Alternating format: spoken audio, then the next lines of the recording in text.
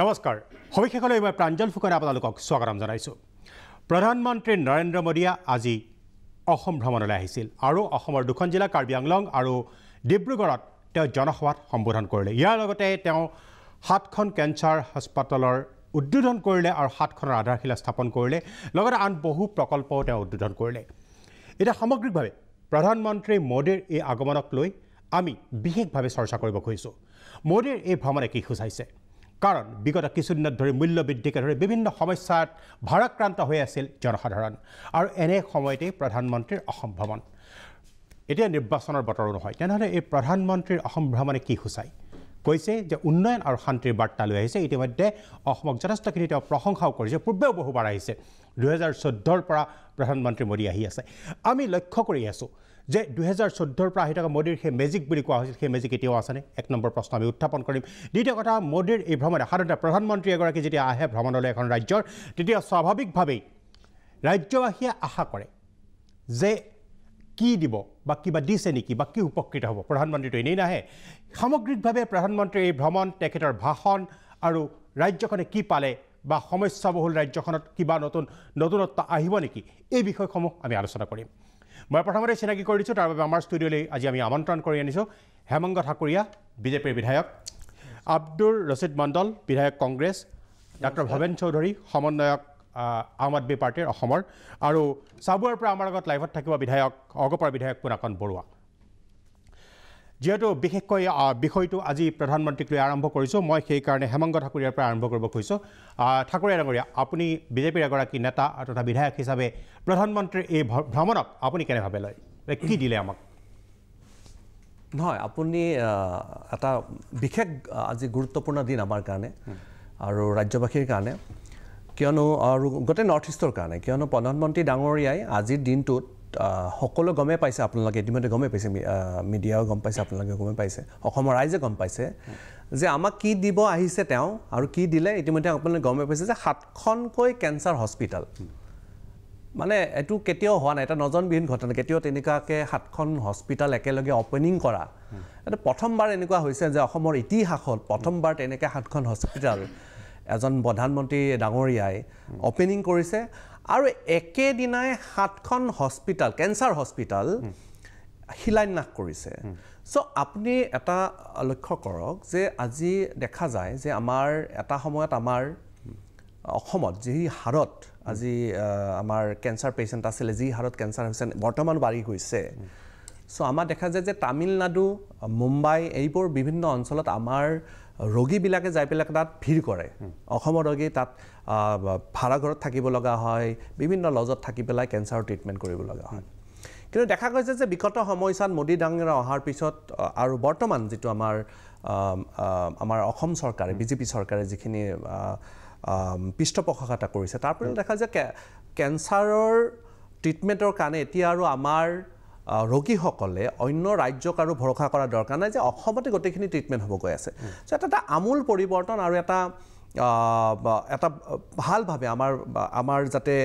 ৰোগীসকলে অসমতে যাতে ট্ৰিটমেণ্ট কৰিব পাৰে তাৰ ব্যৱস্থা সম্পূৰ্ণভাৱে কৰা হৈছে আৰু এটা ভাল দিনত আজি আহি মোদী ডাঙৰীয়া আজি এই 7খন কেঞ্চাৰ হস্পিটেল আজি অপেনিং কৰিছে আৰু লগে লগে 7খন নতুনকৈ আৰু কেঞ্চাৰ হস্পিটেলৰ শিলান্যাস কৰিছে এইটো এটা ডাঙৰ এটা ঘটনা বুলি ক'ব লাগিব আৰু মাননীয় প্ৰধানমন্ত্ৰী ডাঙৰীয়াক ধন্যবাদ জ্ঞাপন কৰিছোঁ অসমৰ মুখ্যমন্ত্ৰী ডাঙৰীয়াক ধন্যবাদ জ্ঞাপন কৰিছোঁ তেওঁলোকে অসমৰ কাৰণে আৰু নতুন কিবা এটা আশ্বাসটো একো দিয়া পৰিলক্ষিত হ'ল হয়তো উত্তৰ পূৰ্বাঞ্চলৰ কাৰণে এটা পুঁজিৰ কথা তেওঁ ক'লে আজি চাওক আপোনালোকে এটা বস্তুৱে মনত কৰিব আজি এটা সময়ত আমি দেখা গৈছিলে যে কিছুমান বস্তু পাবৰ কাৰণে অসমে এটা সময়ত আন্দোলন কৰিব লগা হৈছিলে কেন্দ্ৰ চৰকাৰক বিশেষ বিনতি কৰিব লাগিছিল এতিয়া যি সময়ত নেকি মোদী ডাঙৰীয়াৰ চৰকাৰে অসমক নোখোজাকৈ যথেষ্টখিনি দিলে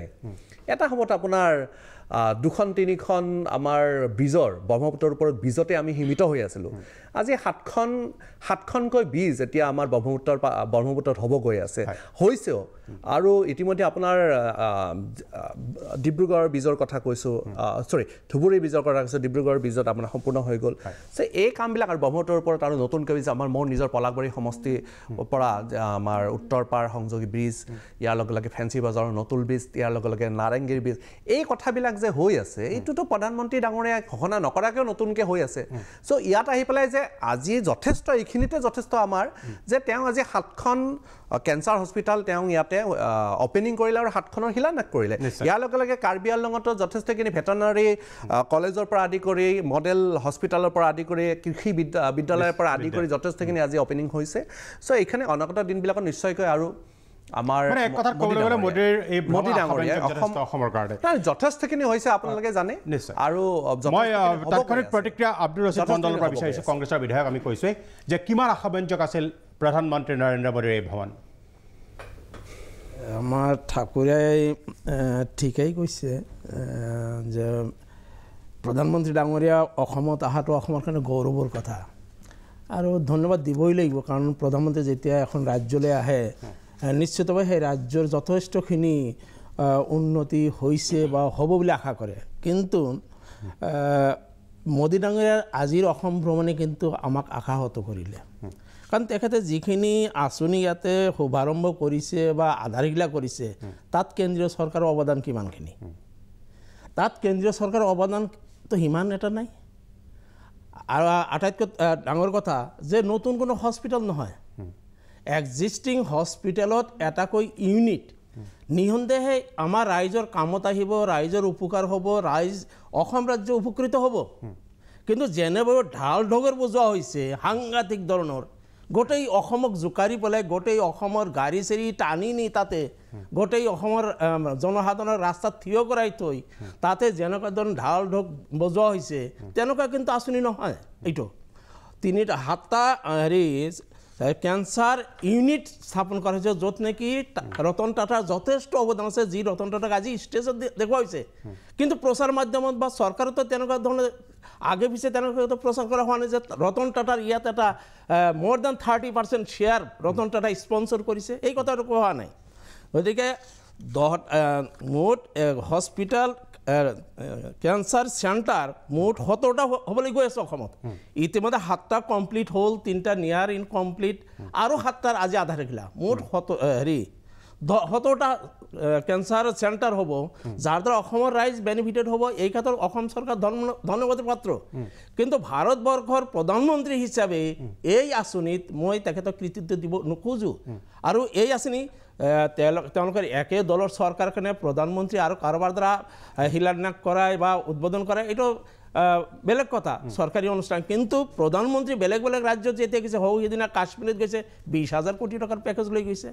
আজি অসমতো তেনেকুৱা কোনো আঁচনি তেখেতে ঘোষণা কৰা নাই ইয়াতে গৰাখহনীয়াৰ কাৰণে মানুহ কিমান লাখ বিঘা মাটি খেতি মাটি ধ্বংস হৈ গৈছে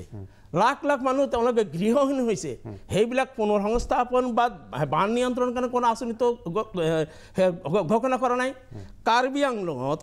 আংলঙত ষ্টেটৰ কেইটামান প্ৰজেক্ট যিখিনি বেলেগ বেলেগ জিলাত ইতিমধ্যে হৈ গৈছে ভেটেনেৰী কলেজ হৈ গৈছে তাতে ভেটেনেৰী কলেজ এটা হ'ব এগ্ৰিকালচাৰ কলেজ এটা হ'ব মডেল কলেজ ইতিমধ্যে হৈছে ষ্টেটৰ ইয়াতে চেণ্ট্ৰেল গভৰ্ণমেণ্টৰ একো কৰিব লগা নাই চেণ্ট্ৰেল গভৰ্ণমেণ্টে কৰিব লগা কাম কিন্তু কৰা নাই কিছুদিন আগতে তেওঁলোকে কাৰ্বি যিবিলাক 6টা সহস্ৰ সংগঠনৰ লগত তেওঁলোকে চুক্তি কৰিলে আৰু চুক্তি কৰাত চাব দেই যিসকলৰ লগত চুক্তি কৰিছে শান্তি চুক্তি তেওঁলোকক আকৌ বিজেপিত জইন কৰাই লৈছে তেওঁলোকক বিজেপিতে জইন কৰিছে এটা সন্দেহ হয় যিবিলাক মানুহ বিজেপিত জইন কৰাৰ আগতে এক্সট্ৰিমিষ্ট আছিল শান্তি চুক্তি কৰাৰ লগে সেইবিলাক মানুহ কিন্তু ফৰ্মেলি বিজেপিত জইন কৰিছে আৰু তেওঁলোকক কথা দিছিল যে তেওঁলোকে এছটি ষ্টেটাছ দিব আজি ঘোষণা কৰিছেনে সেই মানুহখিনিতো আজি মিটিঙত আহিছিল এছটি ষ্টেটাছ শুনাৰ কাৰণে গতিকে এছটি ষ্টেটাছো দিয়া নাই যেতিয়া যিখিনি কাম কৰিছে ৰাজ্য চৰকাৰে কৰিছে ৰাজ্য চৰকাৰে কৃতিত্ব লওক আপত্তি নাই কিন্তু ভাৰতৰ প্ৰধানমন্ত্ৰী যেতিয়া আহিব আজি ঘোষণা হ'ব লাগিছিল যে এছটি ষ্টেটাছ দিয়া হ'ল আজি ঘোষণা হ'ব লাগিছিল যে গৰাখহনীয়াৰ কাৰণে এই দিয়া হ'ল আজি ঘোষণা হ'ব লাগিছিল যে পুনৰ সংস্থাপন এই দিয়া হ'ল এইবিলাকতো একো দিয়া হোৱা নাই আৰু যিবিলাক দলঙৰ কথা কৈছে আজি চাওক দেই এই আমাৰ অসম চৰকাৰে বিষয় ইমানেই ব্যাখ্যা আমি প্ৰতিটো বিষয়ৰ ওপৰত আলোকপাত কৰিবলৈ চেষ্টা কৰিম মই এতিয়া ডক্টৰ ভৱেন চৌধুৰীৰ ওচৰলৈ আহিছোঁ নহয় মই কথাটো কওঁ আমি ইয়াতে ষ্টুডিঅ'ত বহি আলোচনা কৰি আছোঁ ইয়াতে আমি বিৰোধী পক্ষ কংগ্ৰেছে হওক বা আম আদমি পাৰ্টিয়ে হওক বা যত যি দল হয় এতিয়া ৰাইজৰ স্বাৰ্থত আহিছে ৰাইজৰ কামৰ কাৰণে অসমৰ ৰাইজৰ কাম হৈছে এটা পজিটিভ দিশত আলোচনা কৰিব লাগে যে বিৰোধী পক্ষত থাকিলে যে বিৰোধ কৰিব লাগে আজি এটা ভাল কামৰ ভাল উদ্দেশ্য যিটো হাহাকাৰ আজি আজি কেঞ্চাৰ ৰোগী আমাৰ অসমত হাহাকাৰ যেখিনি কাম কেঞ্চাৰ ৰোগীসকলে আজি ট্ৰিটমেণ্ট কৰিবৰ কাৰণে তেওঁলোকে কিছুমান ট্ৰিটমেণ্ট কৰিবই নোৱাৰে কেঞ্চাৰ হস্পিটেলত ৰাইজ বেনিফিটেড হ'ব ইয়াত এই কথাবিলাক প্ৰথম ধন্যবাদ আৰু যে এইমছখন না মই কওঁ আজি এইমছখন এইমছখন যে হ'ব গৈ আছে এইমছখন যে হৈছে এইমছখন অহা নৱেম্বৰ মাহত অহা নৱেম্বৰ মাহত খিলাফনা কৰিয়া ওপেনিং কৰিব মাননীয় প্ৰধানমন্ত্ৰী এইমছত আহক এই কথাবিলাক এইমছত আহক কিন্তু আজি প্ৰধানমন্ত্ৰী আহিছে কৰাৰ দৰকাৰেই নাই আজি প্ৰধানমন্ত্ৰী আহিছে মাননীয় প্ৰধানমন্ত্ৰী মণ্ডল আৰু ঠাকুৰীয়া দুজনকে কৈছোঁ না মণ্ডল আৰু ঠাকুৰীয়া মই দুইজনকে কৈছোঁ মই ভৱেন চৌধুৰীৰ বক্তব্যটো শুনি লওঁ আমি ভৱেন চৌধুৰীৰ ভৱেন চৌধুৰী আপোনাক কৈছোঁ ভৱেন চৌধুৰীৰ বক্তব্যটো মই প্ৰথমতে প্ৰধানমন্ত্ৰী ডাঙৰীয়া আমাৰ অসমৰ আলহী মই স্বাগতম জনাইছোঁ ধন্যবাদ জনাইছোঁ এই কেঞ্চাৰ হস্পিটেলখন হস্পিটেলেই হওক বা চেণ্টাৰেই হওক ডাঙৰেই হওক বা সৰুৱেই হওক এওঁলোকে কেঞ্চাৰৰ চিকিৎসা কৰিব আৰু 7খন হস্পিটেল হ'বলৈ গৈ আছে সেইকেইখনতো হ'ব কেইখনমানত কিন্তু লিমিটেশ্যন অফ ট্ৰিটমেণ্টৰ লিমিটেশ্যন থাকিব কেইখনমানত সকলোখিনি চিকিৎসা হ'ব বুলি আমি শুনিছোঁ হ'লে দেখা যাব ৰতন টাটাৰ যিহেতু ইয়াত কণ্ট্ৰিবিউশ্যনে তেওঁ সিমান হাইলাইট কৰা হোৱা নাই হেমন্ত ঠাকুৰীয়া ডাঙৰীয়াই কোৱাৰ দৰে এইটো সকলো জনসাধাৰণৰ কাৰণে সুবিধাজনক হ'ব কিন্তু সেইটো আমি ক'লোহেঁতেন যদি ৰতন ঠাকুৰীয়াকো সমানে বা এটা স্তৰলৈকে যদি হাইলাইট কৰিলেহেঁতেন চৰকাৰৰ ফালৰ পৰা নকৰিলে এইটো অকল চৰকাৰী প্ৰচাৰ চলালে বিজেপিয়ে প্ৰচাৰ চলালে গতিকে তাত আমাৰ আপত্তি আছে ডেফিনেটলি আমাৰ আপত্তি আছে দ্বিতীয় কথাটো হ'ল কেঞ্চাৰ ৰোগী কিমান আছে হস্পিটেলত কিমান সুবিধা আছে অসমত মই কেঞ্চাৰৰ ওপৰত PhD কৰিছোঁ অসমত কেঞ্চাৰ ৰোগী কিমান আছে কিয় হৈছে এতিয়া মই চিকিৎসক হিচাপে কৈছোঁ আৰু সেইসমূহৰ নহ'বৰ কাৰণে কি ব্যৱস্থা লৈছে অসম চৰকাৰে স্বাস্থ্য বিভাগে আৰু আমাৰ ছাজেশ্যনবিলাক স্বাস্থ্য বিভাগে শুনিলে নেকি অকল হস্পিটেল কেইখন বনাইছে কিমান লিমিটেড চিকিৎসা কিমান মানুহ চিকিৎসা কিমান ৰেডিঅ'থেৰাপি দিব পাৰিব কেইজন মানুহৰ চাৰ্জাৰী হ'ব এই হ'ব কুৱেশ্যনৰ বিষয় আছে গতিকে আমি অনতিপলমে এই সম্পৰ্কেও আমি জানিব পাৰিম যেতিয়া ৰোগী হস্পিটেলখন ভালকৈ প্ৰচাৰ হ'ব কিন্তু মই এটা কথা 100% ইয়াত কম ঠাকুৰীয়া আপত্তি কৰিলেও কম আজিৰ প্ৰগ্ৰামটোত সম্পূৰ্ণ পলিটিকেলাইজ কৰা হৈছে গতিকে আমাৰ আব্দুল ৰছিদ ডাঙৰীয়া আপত্তি কৰিছে কাৰণ পলিটিকেল এইকাৰণে কৰিছে প্ৰগ্ৰামটোত ৰতন টাটা ডাঙৰীয়াক যিমানখিনি হাইলাইট কৰিব লাগিছিল সিমানখিনি কৰা নাই আমি ৰতন টাটাকো আমাৰ অসমলৈ স্বাগতম জনাইছোঁ তেওঁ যে অসমৰ স্বাস্থ্যকেন্দ্ৰ এটা লেভেললৈ লৈ যাবৰ কাৰণে তেওঁ প্ৰচেষ্টা চলাব জীৱনৰ শেষ হোৱাকৈ এই কথাটো কৈছে তাৰ বাবে আমি তেওঁক ধন্যবাদ জনাইছোঁ গতিকে সেই একেখিনি কথাকো আমি চৰকাৰৰ ফালৰ পৰা যদি আমি ৰাইজৰ মাজত পালোহেঁতেন তেতিয়াহ'লে আমি ভাল পালোহেঁতেন ধন্যবাদ মই এতিয়া পুৰাকণ বৰুৱাৰ ওচৰত আহিছিলোঁ অসম গণ পৰিষদ দলৰ বিধায়ক মই আহিম না পুৰাকণ বৰুৱা সম্পূৰ্ণ সন্মান জনা হৈছে না হেমন্ত ঠাকুৰীয়া মই সকলোৰে মন্তব্যটো লৈ ল'ব পুৰাকণ বৰুৱাক সুধি লওঁ পলিটিকেলাইজ কৰা কথা নাহে দেশৰ প্ৰধানমন্ত্ৰী আমাৰ অসমত অহাটো এইটো গৌৰৱৰ কথা আৰু প্ৰত্যেকটা সকলোতে আহিব পাৰে না পৰৱৰ্তী সুবিধাটো আপুনি পাব পুনাকণ বৰুৱা আপোনালোকৰ সপক্ষে ক'ব বন্ধু দল পুনাকণ বৰুৱা মই আপোনাৰ ওচৰলৈ আহিছোঁ চাবুৱাৰ বিধায়ক পুনাকণ বৰুৱা যে প্ৰধানমন্ত্ৰীৰ আজি এই সভাখনত আপুনি উপস্থিত আছিল কিমান আশাব্যঞ্জক হ'ল প্ৰধানমন্ত্ৰীৰ এই অসম ভ্ৰমণ আজিৰ দিনটো এটা ঐতিহাসিক দিন অসমৰ কাৰণে অসমৰ স্বাস্থ্য খণ্ডৰ কাৰণে এদিন নৱজাগৰণৰ ঘোষণা কৰিছে ভাৰতবৰ্ষৰ মাননীয় প্ৰধানমন্ত্ৰীয়ে একে সময়ত 7খনকৈ কৰ্কট ৰোগৰ চিকিৎসালয় আজি মুকলি কৰিছে আৰু অন্য 7খন কৰ্কট ৰোগৰ চিকিৎসালয় আধাৰশিলা স্থাপন কৰিছে আমি সকলোৱে জানো যে অসম তথা উত্তৰ পূৰ্বাঞ্চলত ভাৰতবৰ্ষৰ ভিতৰত আটাইতকৈ কৰ্কট ৰোগীৰ সংখ্যা সৰহ আমাৰ যেতিয়া ইয়াত কৰ্কট ৰোগী ওলায় কেঞ্চাৰ পেচেণ্ট আছে আমাৰ চেন্নাই এপ'লো যাব লাগে বা বম্বে যাব লাগে বিভিন্ন ঠাইলৈ যাব লাগে গৈ মানে তাত চিকিৎসা কৰিবলৈ যাওঁতে তেওঁলোকে অৰ্থনৈতিকভাৱে ভাৰাক্ৰান্ত হয় চিকিৎসা কৰাব নোৱাৰে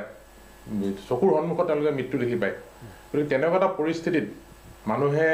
আজি জনসাধাৰণে নিজৰ ঠাইত চিকিৎসা কৰাব পৰাকৈ সকলো ধৰণৰ সা সুবিধাযুক্ত চিকিৎসালয় এতিয়া মুকলি হৈছে এই চিকিৎসালয়খনত কেৱল অসম বা উত্তৰ পূৰ্বাঞ্চললৈকে নহয় সমগ্ৰ দক্ষিণ পূব এছিয়াতে কৰ্কট ৰোগৰ চিকিৎসাৰ ক্ষেত্ৰত এটা নেটৱৰ্ক গঢ়িব বুলি আমি প্ৰবলভাৱে আশাবাদী আমি আশা কৰিছোঁ যে চিকিৎসালয়কেইখনে সৰ্বাধিক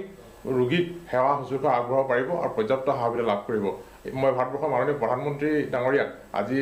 চিকিৎসালয় উদ্বোধন কৰাৰ কাৰণে সম্পূৰ্ণ ব্যৱস্থা কৰি দিয়াৰ কাৰণে ধন্যবাদ জনাইছোঁ। ৰতন টাটা ডাঙৰীয়াক আমি ধন্যবাদ জনাইছোঁ যে তেওঁ এনেকুৱা ধৰণৰ জীৱনৰ শেষ বয়সত তেখেতে ইমান ডাঙৰ এটা মানৱ সেৱা কৰি অসমৰ ৰাইজক উপকৃত কৰিছে। এই ক্ষেত্ৰত পুনাকন বৰা আপুনি সভাখনত আছিল নিশ্চয় এটা অভিযোগ উঠিছে আমাৰ এই আলোচনাটো উঠিছে যে ৰতন টাটাক যি ধৰণে গুৰুত্ব দিব লাগিছিল বা যি ধৰণে হাইলাইট হ'ব লাগিছিল সেই ধৰণে নহ'ল আৰু সামগ্ৰিকভাৱে গোটেই বিষয়টো কিন্তু এটা ৰাজনীতিকৰণ কৰা হ'ল বুলি অভিযোগ উত্থাপন কৰিছে বিৰোধী দলে। আপুনি কি কয়? মুঠেই গ্ৰহণযোগ্য নহয় কথাটো। এইকাৰণে নহয় যে ৰতন টাটা ডাঙৰীয়া মঞ্চত অহাৰ লগে লগে আমাৰ দলৰ সকলোৱে চৰকাৰৰ সকলোৱে তেখেতক আদৰণি জনাইছে আৰু ভাৰতবৰ্ষৰ মাননীয় প্ৰধানমন্ত্ৰীয়ে নিজে আগবাঢ়ি গৈ ৰতন টাটা ডাঙৰীয়াৰ লগত হেণ্ডশ্বেক কৰিছে, কথা প্ৰসংগত ধন্যবাদ জনাইছে আৰু প্ৰতিটো মুহূৰ্তত চিকিৎসালয় উদ্বোধন কৰাৰ সময়ত আধাৰশিলা স্থাপন কৰাৰ সময়ত তেখেতক লগত লৈ প্ৰধানমন্ত্ৰীগৰাকীয়ে নিজে তেখেতক দাঙি গোটেই কামখিনি আগবঢ়াই নিছে। আপোনালোকে হয়তো টিভি স্ক্ৰীণত এইবিলাক প্ৰত্যক্ষ কৰিছে আৰু গোটেই কথাখিনি ভাৰতবৰ্ষৰ মাননীয় প্ৰধানমন্ত্ৰী ডাঙৰীয়া তেখেতৰ বক্তব্যত ৰতন ডাঙৰীয়াক ধন্যবাদ জনাইছে। অসম মাননীয় মুখ্যমন্ত্ৰী ডাঙৰীয়াই ৰতন টাটা ডাঙৰীয়াক ধন্যবাদ জনাইছে এনেকুৱা এটা কাম কৰাৰ কাৰণে আৰু তেখেতে নিজেও যথেষ্ট আহ্লাদিত হৈছে ৰতন টাটা ডাঙৰীয়াই যে এইখিনি কাম তেওঁ অসমৰ কাৰণে কৰিবলৈ সুবিধা পোৱাৰ কাৰণে। গতিকে সেইধৰণে যিধৰণে বিৰোধী দলসমূহে কৈছে কথা তেনেকুৱা নহয়। আমি যথেষ্ট সুখী, আমি যথেষ্ট আশাবাদী আৰু ৰতন টাটা ডাঙৰীয়াই জীৱনৰ শেষ বয়সত ইমান এটা মহানুভৱতা দেখুৱাইছে অসমৰ কাৰণে। গতিকে আমি গোটেই অসমবাসীৰ হৈ তেখেতক কোটি কোটি ধন্যবাদ জনাইছোঁ। ধন্যবাদ পুনকন বৰা। পুনৰ আহিম, মই বিৰতি ল'ব খুজিছোঁ। বিৰতিৰ পিছত আহিম হেমাংগ ঠাকুৰৰ ওচৰলৈ। বিষয়টো যিটো উত্থাপন কৰিছিলে মণ্ডল ডাঙৰীয়াই আৰু বিশেষকৈ চৌধুৰী ডাঙৰীয়াই যে বিষয়টো হৈছে ৰাজনীতিকৰণ কৰা হৈছে নেকি আৰু বাছৰ প্ৰসংগটো আনিছিল যে বিভিন্ন স্থানৰ পৰা মানুহ লৈ অহা হৈছে ৰাজনৈতিক সভালৈ। সেই সম্পৰ্কত মই ঠাকুৰীয়া ডাঙৰীয়াৰ বক্তব্য বিচাৰিম কিন্তু এটা বিৰতিৰ পিছত। বিৰতিৰ পিছত আমি পুনৰ ঘূৰি আহিছোঁ সবিশেষলৈ। মই পুনৰ হেমাংগ ঠাকুৰীয়া ডাঙৰীয়াৰ ওচৰলৈ আহিছোঁ। ঠাকুৰ ডাঙৰীয়া, বিশেষকৈ মণ্ডল ডাঙৰীয়া এটা কথা উত্থাপন কৰিছিল যে সামগ্ৰিকভাৱে এই যি সভা অনুষ্ঠিত হ'ল কাৰ্বি আংলং আৰু ডিব্ৰুগড়ত, এই দুইখন সভা ৰাজনীতিকৰণ কৰা হৈছে বুলি কৈছে। কাৰণ বাছেৰে বিভিন্ন স্থানৰ পৰা মানুহ আনিছে। গুৱাহাটীততো অৱস্থা চিটি বাছৰ দেখিছে, বাকী স্থানতো মানুহ কমি গৈছে। যে এখন চৰকাৰী কাৰ্যসূচী বা এনেকুৱা উদ্বোধনৰ কাৰ্যসূচী কিয় ৰাজনীতিকৰণ কৰা হ'ল, এইটো মণ্ডল ডাঙৰীয়াৰ অভিযোগ। এই অভিযোগটো সম্পৰ্কত আপোনাৰ মন্তব্য কি? চাওক, এজন আমাৰ বিধায়ক আব্দুল ৰছিদ মণ্ডল ডাঙৰীয়া এজন অভিজ্ঞ ৰাজনীতিকবিদ, তেওঁ যদি তেনেকুৱা কথা কয় তেওঁৰ সমষ্টিৰ মানুহে তেওঁক হাঁহিব। এজন প্ৰধানমন্ত্ৰী, আজি প্ৰধানমন্ত্ৰী আমাৰ মোদীজীৰ আগতে মনমোহন সিং ডাঙৰীয়া আছিলে, তেওঁ যেতিয়া কোনোবা কাৰ্যসূচীত গৈছিলে প্ৰধানমন্ত্ৰীক চাবৰ কাৰণে বহু মানুহ আহে। কিন্তু ডিফাৰেঞ্চ এইটোৱে যে মোদী ডাঙৰীয়াক চাবৰ কাৰণে মানুহে হিলদোল ভাঙি আহে আৰু সকলোৰে এটা ইচ্ছা থাকে যে মোদী ডাঙৰীয়াক চায়। আৰু সেইটোৰ কাৰণে ব্যৱস্থাপনত যদি কোনোবাই তেওঁলোকক চোৱাৰ যিটো ইচ্ছা মোদী ডাঙৰীয়া, কিন্তু মোদী ডাঙৰীয়াৰ যিটো তেওঁৰ গুণ আজি গোটেই বিশ্বক তেওঁ মানে কঁপাই থকা বুলিয়ে ক'ব লাগিব। কিয়নো গোটেই বিশ্ব আজি ভাৰতবৰ্ষৰ যিটো স্তৰলৈ লৈ গ'ল, অকল ভাৰতবৰ্ষৰ জনতাই নহয় গোটেই বিশ্ববাসীয়ে তেওঁক চাব খোজে বা গোটেই বিশ্ব দেখি ভাল পায়। আজি মোদী ডাঙৰীয়াক আপোনাৰ এইটো অফিচিয়েল, মই অফিচিয়েলি কৈছোঁ, অফিচিয়েল অন ৰেকৰ্ড, যে মোদী ডাঙৰীয়াই বিভিন্ন দেশে আজি মাতি নিমন্ত্ৰণ দিয়ে তেওঁলোকৰ দেশত যাবলৈ। তেওঁলোকৰ জনতাই বিচাৰে, তাত থকা ভাৰতীয়ই তেওঁক বিচাৰে। চ' এই ক্ষেত্ৰত প্ৰধানমন্ত্ৰী ডাঙৰীয়াক চাবৰ কাৰণে সকলোৱে এটা ইচ্ছা থাকে আৰু সেই ইচ্ছাটো পূৰণ কৰাৰ ক্ষেত্ৰত যদি কোনোবাই তাত সহায় কৰিছে বাছ চাছ দি বা গাড়ী চাড়ী দি, তাত কোনো আপত্তি কৰাৰ দৰকাৰ নাই। কিয়নো এইটো এনেকুৱা ধৰণৰ কথা ক'লে হয়তো আমাৰ এজন অভিজ্ঞ MLA আমাৰ মণ্ডল ডাঙৰীয়া, তেওঁক ৰাইজে অলপ বেলেগ এটা 2014 চনত মোদী ডাঙৰীয়া 2014 চনত যদি হাজাৰ লাখ লাখ মানুহ হয়, কোনোবা নেতা আহিলে যদি বাছ দিয়া স্বত্তেও যদি মিটিঙত মানুহ নহয় আৰু মোদী ডাঙৰীয়াক যদি বাছ আপোনাৰ চাবৰ কাৰণে লাখ লাখ লক্ষ লক্ষ মানুহ যদি তাত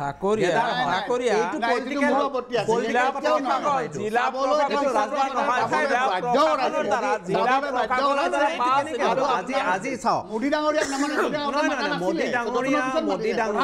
চাবৰ কাৰণে লাখ লাখ জনতা ভিৰ। আজি যি এনেকুৱা এখন সভা নাই যিখন নেকি মোদী ডাঙৰীয়াৰ প্ৰত্যেকখন। আপুনি এইটো ক'ব খোজে 2014 চনত যিটো মোদী মেজিক বুলি কোৱা হৈছিল, 2014 চনৰ যিটো ক্ৰেজ আছিলে সেইটো এতিয়াও আছে বুলি ক'ব খোজে। মোদী মেজিক বাঢ়ি হৈ আছে, যিমানে মোদী ডাঙৰীয়াৰ চৰকাৰ থাকিব সিমানে মোদী ডাঙৰীয়াৰ ক্ৰেজ বাঢ়ি বাঢ়ি গৈছে। ক্ৰেজ যিটো আমাৰ সেইটো প্ৰমাণ এইটোৱে 2014 চনৰ যিমান চিট আছিলে আমাৰ, 2014 চনৰ যিমানখন চিট লৈ পেলাই আমি চৰকাৰ গঠন কৰিছিলোঁ কেন্দ্ৰত, চনত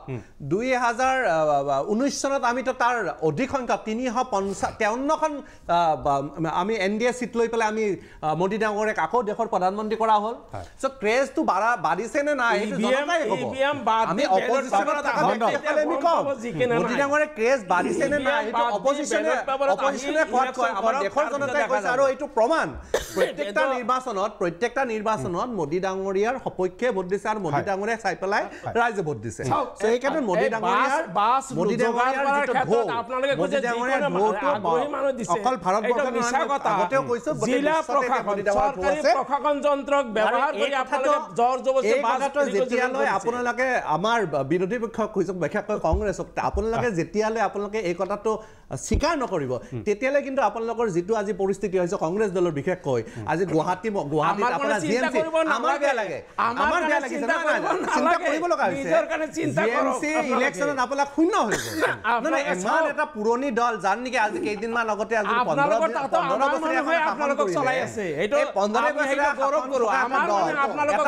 ইমান পুৰণি এটা দলত যদি এখন ৰাজ্যৰ এটা জিএমচি ইলেকশ্যনত যদি আপোনালোকে শূন্য এটা কমিশনৰ একেবাৰে সৰু সৰু কমিশনৰ ওয়াৰ্ড কমিশনৰ কাউন্সিলৰত যদি আপোনালোকে জিকিছে ধন্যবাদ কিন্তু ইমান অহংকাৰী নহব এনেকুৱা ধৰণৰ কথাবিলাকৰ কাৰণে আপোনালোকে পিছত কি হয় দেখা যাব কথাবিলাক কোৱা কাৰণে এনেকুৱা ধৰণৰ আপত্তিজনক কথাবিলাক কোৱা কাৰণে ৰাইজে আপোনালোকক প্ৰত্যাখ্যান কৰিছে আৰু এটা বাতৰি কথাটো সোনকালে বুজি লয় কি মানে আপোনালোকৰ ভাল হ'ব মই আপোনালোকৰ ভালৰ সুবিধা দিয়ক মানে আপোনালোকে ধৰণৰ কথাবিলাক বুজি ল'ব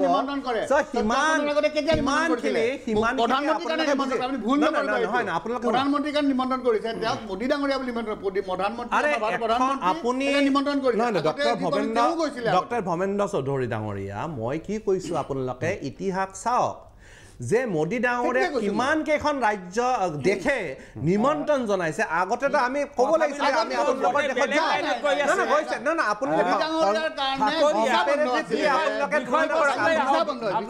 না আপোনালোকে ৰিয়েলিটি থকা মাজতে এটা কথা ক'ব গৈছো নাই হেমন্ত ঠাকুৰে মোৰ এটা প্ৰশ্ন আছে হেমন্ত ঠাকুৰে আপোনাৰ মোৰ এটা প্ৰশ্ন আছে হেমন্ত ঠাকুৰে মোৰ এটা প্ৰশ্ন আছে তেওঁলোকৰ নিমন্ত্ৰণৰ আধাৰত যাব লগা হৈছে হেমন্ত ঠাকুৰে এটা প্ৰশ্ন আছে এটা বাতৰি যে এখন দুখন ছখনকৈ হুক্কাবাৰ মুকলিকৈ চলি আছে যোৰহাটত এনেকুৱা এটা বাতৰি আজি ওলাইছে যে এফালে কেঞ্চাৰৰ চিকিৎসালয় মুকলি কৰিছে আনহাতে চৰকাৰৰ দৃষ্টিগোচৰে হৈছে তাৰপিছতো হুক্কাবাৰ চলি আছে এইটো কেনেধৰণৰ কথা না এই যিবিলাক আছে এইটো প্ৰশাসনিকভাৱে বহুত আগৰ পৰা এতিয়া নহয় বহুত আগৰ পৰাই চলি আছে আৰু এই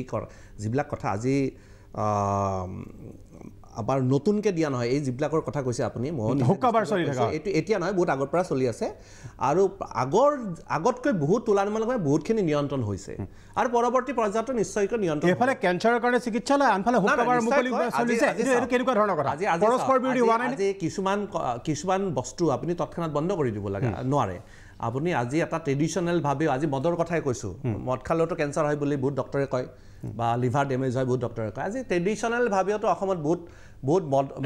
মদ খোৱা মানুহৰ বহুত মানে ট্ৰেডিশনেল বাই ট্ৰেডিশন কৈছো আমি আমাৰ হেতু বহুত আগৰ পৰা চলি আছে সো কিছুমান কথা আপুনি তৎক্ষণাত বন্ধ কৰিব নালাগে নিশ্চয়কৈ তাত এটা সীমিত তাত লিমিট এটা লাখি পেলাই নিশ্চয়কৈ এইটো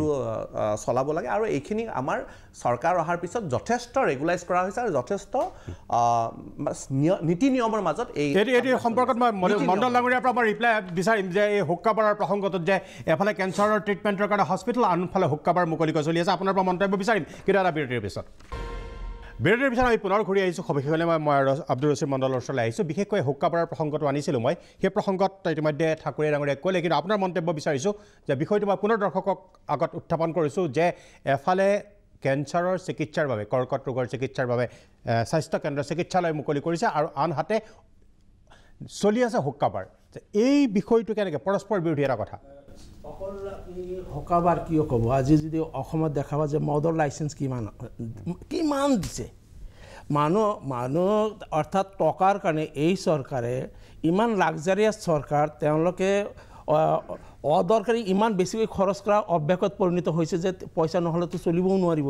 ইতিমধ্যে 1 লাখ কোটিৰ বেছিকৈ অলৰেডি ধাৰ লৈ পেলাইছে সেইখিনি নোজোৰে যাৰ কাৰণে তেওঁলোকে ৰেভিনিউ আৰ্নিং কৰাৰ কাৰণে কি কৰিছে অসমৰ ভৱিষ্যত প্ৰজন্ম সমূলঞ্চ ধ্বংস হৈ যাওক ইয়াৰ কাৰণে যথেষ্ট মদৰ লাইসেন্স দি দিছে অৰ্থাৎ ৰেভিনিউ লাগে অসম ধ্বংস হৈ যাওক অসমৰ ভৱিষ্যত প্ৰজন্ম ধ্বংস হৈ যাওক হকাবাৰৰ সেইটো কেঞ্চাৰ হয় আৰু কিবা হয় সেই লাইসেন্স দিয়াৰ পৰা সেই দোকানৰ পৰা কিবা ৰেভিনিউ আহিব নাই অৰ্থাৎ ৰেভিনিউ আৰ্নিং কৰাৰ কাৰণে এই চৰকাৰে অসমৰ সমগ্ৰ জনগণক ধ্বংসৰ গৰাহলৈ ঠেলি দিয়াত কোনো আপত্তি নাই তেওঁলোকক লাগে ক্ৰেডিট তেওঁলোকক লাগে কেৱল ৰেভিনিউ মই ভৱেন চৌধুৰীৰ ওচৰত আহিছোঁ মই এটা কথা এই চেগতে ক'ব লাগিব কাৰণ ঠাকুৰীয়া ডাঙৰীয়া যিহেতু কৈছে মই আজি যিখিনি কাম হৈছে ইতিমধ্যে ঠাকুৰীয়া ডাঙৰীয়া আপুনি পিছত ক'ব ঠাকুৰীয়া যে আজি অসমত যিখিনি এচিভমেণ্ট হৈছে এই ক্ষেত্ৰ অসম চৰকাৰ মই আকৌ ধন্যবাদ দিছোঁ কেঞ্চাৰ হস্পিটেল কাৰ্বি আংলঙৰ যিখিনি বস্তু কিন্তু এই ক্ষেত্ৰত PMO অফিচৰ বা ভাৰত চৰকাৰক যিমানখিনি তেওঁলোকে ঢাক ঢোল বজাই দি আছে কৃতিত্ব দি আছে এইটো দিব লগা অনুষ্ঠান নহয় এইটো অসম চৰকাৰৰ কৃতিত্ব দিলে মই একো নকলাতেন অসম চৰকাৰে দিলে মই একো নকলাতেন আৰু ইয়াৰ কাৰণে প্ৰশাসনক লগাই পেলাই যেনেভাৱে বাছ চাছ ৰিকুইজিশ্যন কৰি তাতে গোটেই অসমৰ মানুহক বন্ধ কৰি থ'ল 2 দিন থিয় কৰাই ৰাখিলে আৰু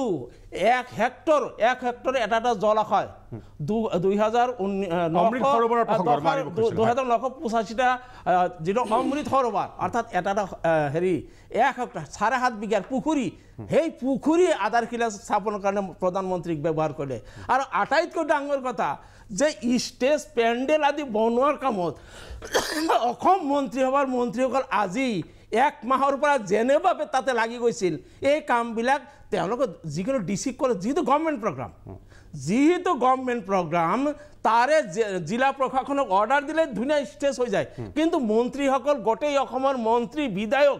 তেওঁলোকৰ গোটেই অসম এৰি পেলাই দিছপুৰ এৰি সকলো বিভাগ এৰি গোটেই গৈ তাতে বন্দাপৰ দিয়া ডক্টৰ ভৱেন চৌধুৰীয়ে কি কয়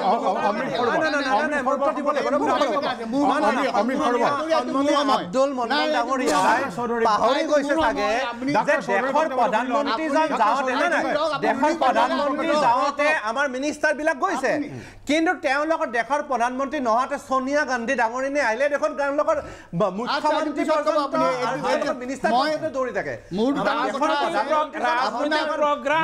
ৰাজনৈতিক প্ৰগ্ৰামটো বেলেগ এইটো হৈছে গভৰ্ণমেণ্ট প্ৰগ্ৰামত ডিচিএছৰ কৈ দিয়া ষ্টেজ হৈ যায় আহিলে দেখোন গোটেই মন্ত্ৰী হ'ব তাত গোটেই মন্ত্ৰী হ'ব দিনে ৰাতি তাতে সেই ষ্টেজ এমএলএ সব দেখা পিছে দৌৰি থাকে সোনিয়া গান্ধী ডাঙৰীয়া তেওঁ সোনিয়া গান্ধী ডাঙৰীয়া এজন ঠিকাদাৰ দায়িত্ব দিলে এই ষ্টেজ পেণ্ডেল হৈ যায় ৰাইজে জানে ডাঙৰীয়া মন্ত্ৰী হ'ব তাত যাব লাগে বুলি নাভাবো নহয় এইবোৰ কথা ক'লে হাস্যকৰ কথা হয় দাদা ডক্টৰ চৌধুৰী সকলো কথা ৰাইজে পঢ়া নাই নহয় কেঞ্চাৰ হস্পিটেলৰ কেইটামান কথা ক'বলৈ আহিছোঁ মই কেঞ্চাৰ কথা কৈছোঁ কাৰণ কেঞ্চাৰ হস্পিটেলখন যে বনাইছে তাৰে কেইখন হস্পিটেল পূৰ্ণাংগ নহয় চব চিকিৎসালয় নহয় ইনভেষ্টিগেশ্যন অকল ডায়েগনচিছে হ'ব আৰু হয়তো কেমোথেৰাপি হ'ব পাৰে হ'লে দ্বিতীয় কথা যে ইমানখন কেঞ্চাৰ হস্পিটেলত ডক্টৰ ক'ত পাব ষ্টাফ ক'ত পাব ট্ৰেইন ষ্টাফ ক'ত পাব তেওঁলোকে ক'ৰ পৰা আনিব 2 নম্বৰ কথা হৈছে এয়া ফ্ৰী হ'ব নেকি ট্ৰিটমেণ্ট ফ্ৰী নে এফৰ্ডেবল কষ্ট তেওঁলোকে কিন্তু এই কথাটো এফৰ্ডেবল কষ্টটো উজ্জ্বল ৰাখিছে বুলি মোৰ মনে হয় আৰু হেল্থ বাজেটত কিমান টকা ইনক্ৰিজ কৰি এইখনৰ কাৰণে কিবা ইনক্ৰিজ কৰিছেনে যোৱা বছৰকে এইবাৰ হেল্থ বাজেট 150 কোটি টকা বেছি আছে 150 কোটি টকাৰে এই 7খন বা 15খন হস্পিটেল নে বাকী হস্পিটেলবিলাকৰ কাম বন্ধ হৈ যাব নেকি চৰকাৰী হস্পিটেল কি চিকিৎসা হয় কিমানখিনি চিকিৎসা কৰিব পাৰে ফ্ৰী চিকিৎসা নহ'লে প্ৰাইভেট হস্পিটেল কিয় চলি থাকিলেহেঁতেন গতিকে এইবিলাক আমি শুভেচ্ছা জনাইছোঁ এই যে এই হস্পিটেলখন যদি হয় ভালকৈ শুভেচ্ছা জনাইছোঁ হস্পিটেলখনত কিমান পেচেণ্ট কেটাৰ কৰিব পাৰিব আৰু কিমান পেচেণ্ট আছে অসমত সেইখিনি পেচেণ্ট হিচাপ কৰিব লাগিব ডেফিনেটলি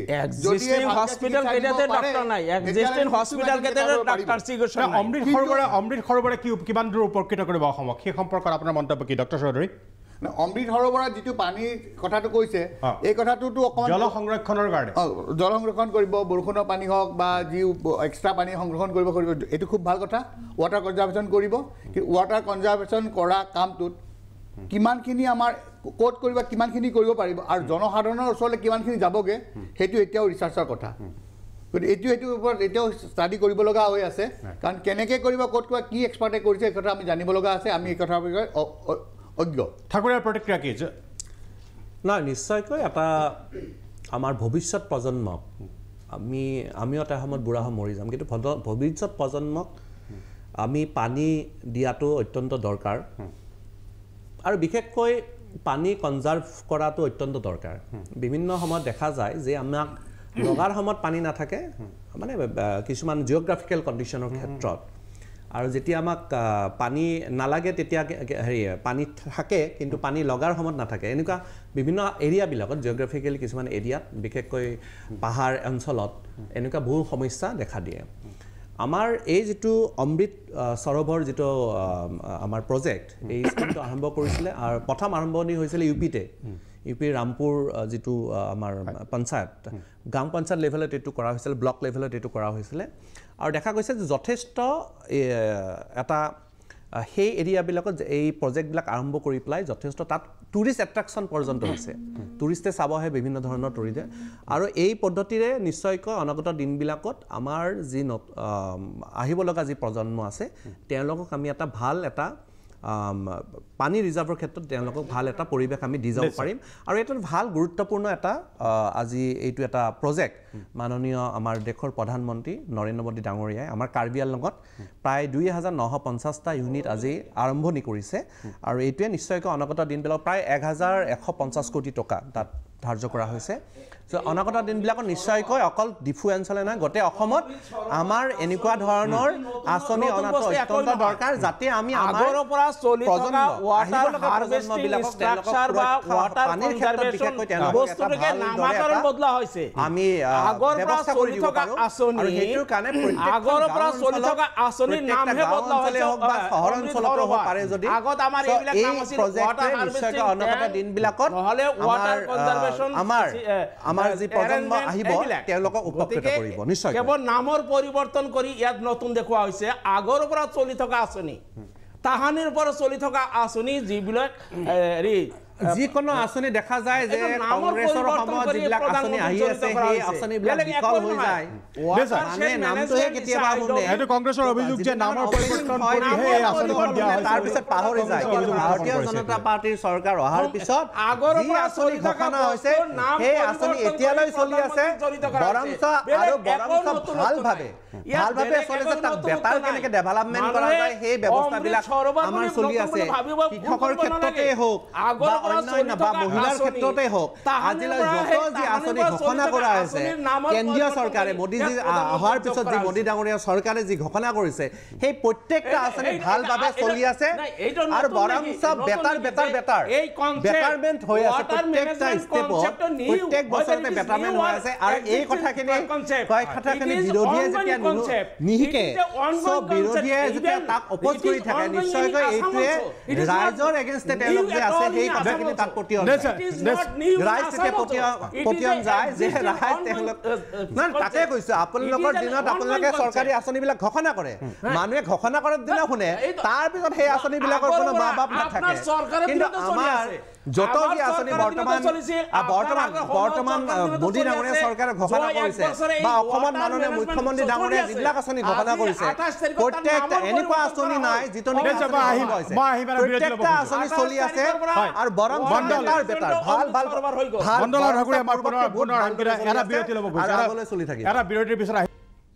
বিৰতিৰ পিছত আমি পুনৰ উভতি আহিছোঁ সবিশেষলৈ এইবাৰ আন এক প্ৰসংগ আনিছোঁ যে কাৰ্বি আংলঙত ভ্ৰমণ কৰিলে প্ৰধানমন্ত্ৰী নৰেন্দ্ৰ মোদীয়ে কিন্তু কাৰ্বি আংলং ভ্ৰমণৰ সময়ত তাৰ স্বায়ত্তশাসিত পৰিষদৰ মুখ্য কাৰ্যবাহী সদস্য তুলিৰাম ৰংহাঙে কৈছিল যে আমাৰ মুখ্য সম্পাদক প্ৰশান্ত ৰাজগুৰুৰ এক সাক্ষাৎকাৰ তেওঁ কৈছিল যে মেজবেল নামৰ এক অনুষ্ঠানত তেওঁ কৈছিল যে এইবাৰ প্ৰধানমন্ত্ৰীৰ সন্মুখত তেওঁ স্বায়ত্তশাসিত ৰাজ্যৰ দাবী উত্থাপন কৰিব কিন্তু তেওঁ নকৰিলে অৰ্থাৎ সামগ্ৰিকভাৱে গোটেই বিষয়টো কিবাকে মেনেজ হ'ল নেকি আমি কি কৈছিল তুলিৰাম ৰংহাঙে আমি চাওঁ আহক এই যে আৰ্টিকল 244 এৰ কথাটো আপনি ক'লে এইটো এটা খুব সিৰিয়াস কথা আৰু স্টেট উইদিন এ স্টেট কথাটো এটা নতুন বা এইটো এটা পুৰণা ধাৰণাই কিন্তু এইটো ফিজিবল হয়নে নহয় মই নাজানো এতিয়া কথা হ'ল 28 তাৰিখে প্ৰধানমন্ত্ৰী আহি আছে এইটো এটা স্বাভাৱিক প্ৰক্ৰিয়া প্ৰত্যেকখন জিলাত যেতিয়া জেগালে প্ৰধানমন্ত্ৰী যায় তাত এখন স্মাৰক পত্ৰ দিয়া হয় এই স্মাৰক পত্ৰত এবাৰ আপোনালোকে আৰ্টিকল 244 এইটো এবাৰ পুনৰ উত্থাপন কৰিব নেকি কৰিব এটা ৰাইজৰ দাবী যেতিয়া বহুদিনৰ পৰা দাবী কৰি আছে আৰু মোৰ ভাষণতে মই অনুৰোধ কৰিম কিন্তু ভাৰতৰ সংবিধান যিটো আছে সেইটো যাতে আমাৰ সংবিধানটোৰ যিটো প্ৰাপ্য অধিকাৰ যাতে পায় তাৰ কাৰণে মই ৰাজহুৱা হিচাপে মই দাবীটো উত্থাপন কৰিব এয়া ঠাকুৰে ডাঙৰীয়া মই আপোনাক সুধিব খুজিছোঁ যে তুলিৰাম ৰংঘঙে স্পষ্টকৈ ক'লে যে স্বায়ত্তশাসিত ৰাজ্যৰ দাবী উত্থাপন কৰিব কিন্তু নকৰিলে এইটো আপোনালোকৰ দলৰ ফালৰ পৰা চৰকাৰৰ ফালৰ পৰা কিবাকৈ মেনেজ কৰা হ'ল নেকি যে এইটো নকৰিবৰ কাৰণে নহয় তেনেকুৱা ধৰণৰ কথা নহয় যে বিভিন্ন সময়ত এনেকুৱা ধৰণৰ দাবী বিভিন্ন সময়ত বিভিন্ন জাতি জনগোষ্ঠীয়ে ভাৰতবৰ্ষত কৰি আহিছে কিন্তু বিভিন্ন তাৰ বিশ্লেষণ চৰকাৰে কৰে কেন্দ্ৰীয় চৰকাৰে কৰে ৰাজ্য চৰকাৰে কৰে আৰু তাৰপিছত তাৰ ব্যৱস্থা লোৱা হয় আৰু এনেকুৱা ধৰণৰ দাবী প্ৰত্যেকে সকলো জাতি জনগোষ্ঠীৰ তেনেকুৱা ধৰণৰ দাবী কৰিব পৰা তেওঁলোকৰ যদি তেনেকৈ দাবী কৰাৰ অধিকাৰ থাকে কিন্তু তাত ফিজিবিলিটি কিমান কি থাকে সেইখিনি ৰাজ্য চৰকাৰে কেন্দ্ৰীয় চৰকাৰে তাত ডিচিশ্যন লয় চ' এই বিষয়ত মই আৰু অন্য তাত ফাৰ্ডাৰ কোনো ধৰণৰ মন্তব্য মই ৰাখিব বিচাৰা নাই মোৰ মতে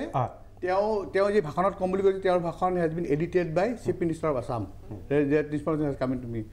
তেওঁ ভাষণত ক'ম বুলি কৈছিলে তেওঁ ক'ব কেনেকৈ ক'ব তেওঁ এজন স্বায়ত্ত পৰিষদৰ এজন এক্সিকিউটিভ মেম্বাৰে চিফ এক্সিকিউটিভ মেম্বাৰে তেওঁ প্ৰধানমন্ত্ৰীৰ ভাষণ তেওঁ নিজৰ খুচিমতে কেতিয়াও দিব নোৱাৰে It should be scrutinized by expert committee of government of Assam. নিশ্চয় কিবা মই কথাটো ক'ব লাগিব না ডক্টৰ ভৱেন্দ্ৰ চৌধুৰী ডাঙৰীয়া আজি আমাৰ আম আদমি পাৰ্টিৰ যি ৰিপ্ৰেজেণ্টেটিভছ তেওঁ মানে এজন ব্যক্তিৰ কি কথা ক'ব নক'ব কিয় কোৱা নাই এইটো আনুমানিকভাৱে তেনেকুৱা ধৰণৰ কনফিডেণ্টলি তেনেকৈ ক'ব নালাগে সেইটো এটা সংবিধানৰ পৰিপন্থী হয় তেওঁ কি কাৰণত কি মন্তব্য ৰাখিছে ৰাখা নাই সেইটো তেওঁৰ ব্যক্তিগত কথা কিয়নো এইটো তেওঁ আজি যিটো পৰিৱেশত আজি মাননীয় প্ৰধানমন্ত্ৰী ডাঙৰীয়াই যি উদ্দেশ্য লৈ তাত গৈছে এটা কাৰ্বি আংলঙৰ এটা সাৰ্বাংগীন উন্নতিৰ কাৰণে আৰু বৰ্তমানো কাৰ্বি আংলঙৰ যিটো উন্নতি আজি লাষ্ট বিগত 5-6 বছৰ যিটো আমি পৰিৱৰ্তন দেখিছোঁ এটা ভাল এটা পৰিৱৰ্তন আৰু কাৰ্বি আংলঙত সেইকাৰণে ৰাইজ আমাৰ যি বৰ্তমানৰ মোদী ডাঙৰীয়াই হওক আমাৰ ডক্টৰ হিমন্ত বিশ্ব শৰ্মা ডাঙৰীয়া আমাৰ অসমৰ মুখ্যমন্ত্ৰী তেওঁৰ ওপৰতে হওক এই তেওঁলোকৰ ওপৰত বিশ্বাস আছে আৰু সেই বিশ্বাসৰ ওপৰত বিশ্বাস যিটো উন্নয়ন বিচাৰিছে তাৰে ৰাইজে যিটো প্ৰধানমন্ত্ৰী মুখ্যমন্ত্ৰী কৰিব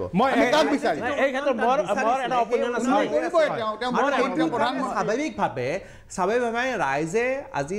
মুখ্যমন্ত্ৰী ডাঙৰীয়া হিমন্ত বিশ্ব শৰ্মা ডাঙৰীয়াৰ ওপৰত তাত সম্পূৰ্ণভাৱে সন্তুষ্ট আৰু আমাৰ মোদী ডাঙৰীয়াৰ ওপৰতো তেওঁলোকে প্ৰধানমন্ত্ৰী সম্পূৰ্ণ সন্তুষ্ট মই এইখিনিতে মই একবাৰ পুৰাকণ বৰুৱাৰ ওচৰলৈ যাব খুজিছোঁ পুৰাকণ বৰুৱা আপোনাৰ ওচৰলৈ মই আহিব খুজিছোঁ বিশেষকৈ আজি ৰাইজে এটা আশা কৰিছিল শেহতীয়াকৈ মোদীৰ ভাষণত কিন্তু মূল্যবৃদ্ধিৰ প্ৰসংগটোৱে স্থান নাপালে অৰ্থাৎ সমস্যাৰ পৰা তেওঁ আঁতৰি থাকিলে বুলি একাংশই অভিযোগ উত্থাপন কৰিছে আপুনি কি কয় পুনাকন বৰুৱা বহু সময় ধৰি মই আলোচনাখিনি আপোনালোকে যিখিনি আলোচনা আগবঢ়াইছে খুব গুৰুত্ব সহকাৰে মই চাইছোঁ আমাৰ বিৰোধী দলৰ সদস্য আমাৰ কংগ্ৰেছ দলৰ সদস্যগৰাকীয়ে বিশেষকৈ অকল নেতিবাচক কথাখিনি কৈ আছে কিন্তু ভাল কথাখিনি আজি মোদী ডাঙৰীয়াৰ বা আমাৰ চৰকাৰে গ্ৰহণ কৰা ভাল কথাবিলাক তেওঁ সমালোচনা কৰিছে বা ভাল কথাখিনি স্বীকাৰ কৰিব পৰাৰ ক্ষমতা থাকিব লাগিব আৰু নিজৰ বেয়া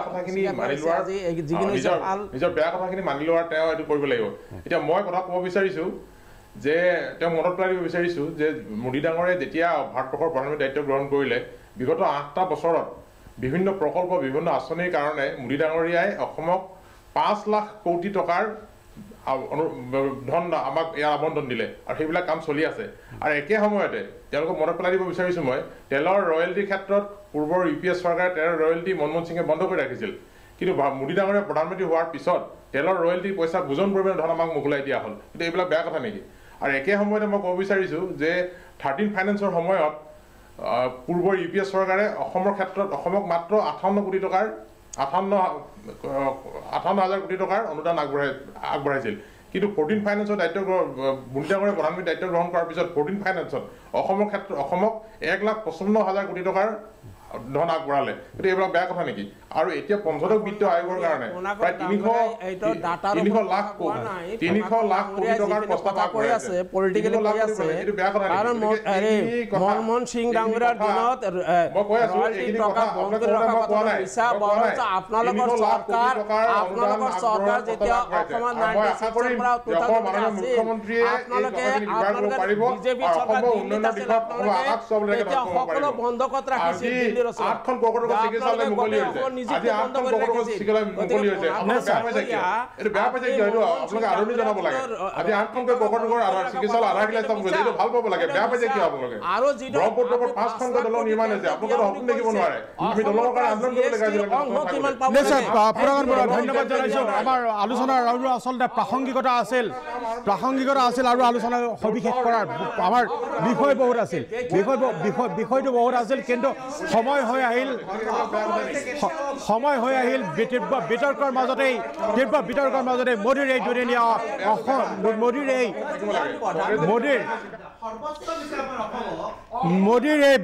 মোদীৰ এই ভ্ৰমণসূচীক লৈ আমি আলোচনা কৰিব লগা আৰু আছিল কিন্তু বিতৰ্কই তুংগত উঠিল কিন্তু অসমে কি আশা কৰিছিল কি পালে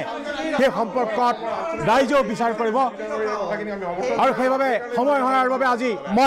আজি ইমানতে সামৰিব লগা হৈছে আলোচনা আমাৰ অনুষ্ঠানে শেষ কৰিব লগা হ'ল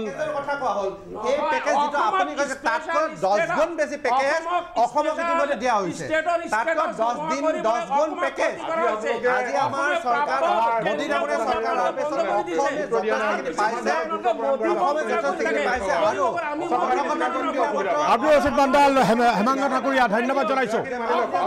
জনাইছোঁ দুইজনকে মোদীৰ এই অসম ভ্ৰমণৰ পৰা অসমে কি পালে বা কি নাপালে সেই পৰৱৰ্তী সময়ত বিচাৰ কৰিব কিন্তু ইয়াক সময়ৰ হাতত আমি এৰি দিছোঁ ৰাইজে কৰিব ইয়াৰ বিচাৰ সকলোকে ধন্যবাদ জনাই আজিলৈ সবিশেষৰ পৰা আমাৰ প্ৰাঞ্জল ফুকনে বিদায় লৈছোঁ ধন্যবাদ